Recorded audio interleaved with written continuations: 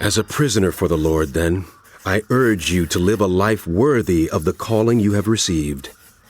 Be completely humble and gentle. Be patient, bearing with one another in love. Make every effort to keep the unity of the Spirit through the bond of peace. There is one body and one Spirit, just as you were called to one hope when you were called. One Lord, one faith, one baptism, one God and Father of all, who is over all and through all and in all. But to each one of us grace has been given as Christ apportioned it. That is why it says, when he ascended on high, he took many captives and gave gifts to his people. What does he ascended mean except that he also descended to the lower earthly regions? He who descended is the very one who ascended higher than all the heavens in order to fill the whole universe. So Christ himself gave the apostles, the prophets, the evangelists, the pastors and teachers to equip his people for the work of service so that the body of Christ may be built up until we all reach unity in the faith and in the knowledge of the Son of God and become mature, attaining to the whole measure of the fullness of Christ. Then we will no longer be infants, tossed back and forth by the waves and blown here and there by every wind of teaching and by the cunning and craftiness of people in their deceitful schemings.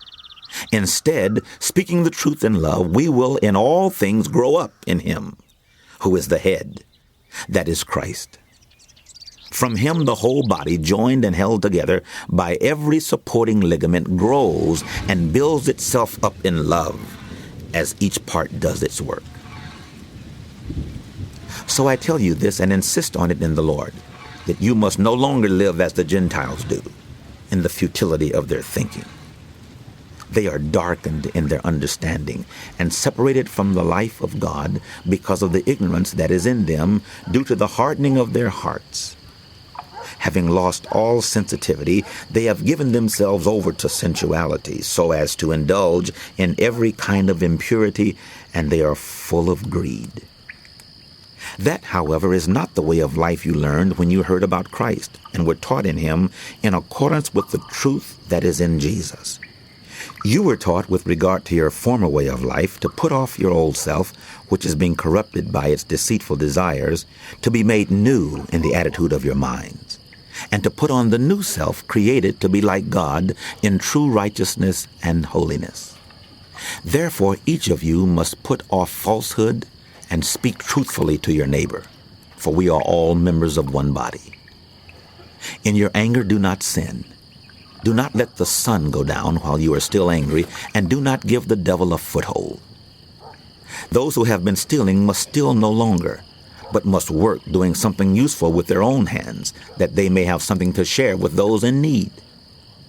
Do not let any unwholesome talk come out of your mouths, but only what is helpful for building others up according to their needs, that it may benefit those who listen.